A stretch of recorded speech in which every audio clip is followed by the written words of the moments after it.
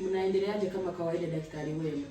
Unajua kuna wanawake wengi ukiachana na mtu huwezi kumsahau.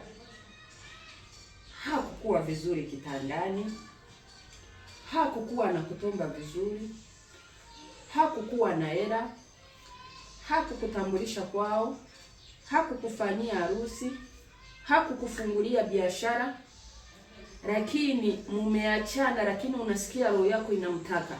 Hata na ukipata mwingine unasikia roho inadunda kwa yule. Unajiuliza kwa nini? Mwanaume tuliachana lakini nasikia roho iko kwake. Yaani umekosa kujizuia, yaani umeshindwa kujizuia, yaani mpaka unamfikia na ukilala unamuota.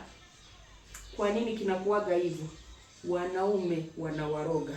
Anatafuta mkojo wake hapa, anachukua chumvi, anaweka majina yako hivi, anatumbukiza hivi ndani, anakufunga.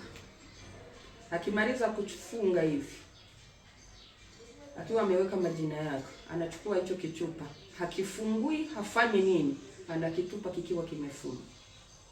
Hata na wewe unaweza ukakifanyia mtu kukuambia ukweli, na akienda wapi na akienda wapi na akienda, na akipata wanaume 10 anabaki anakutafuta wewe.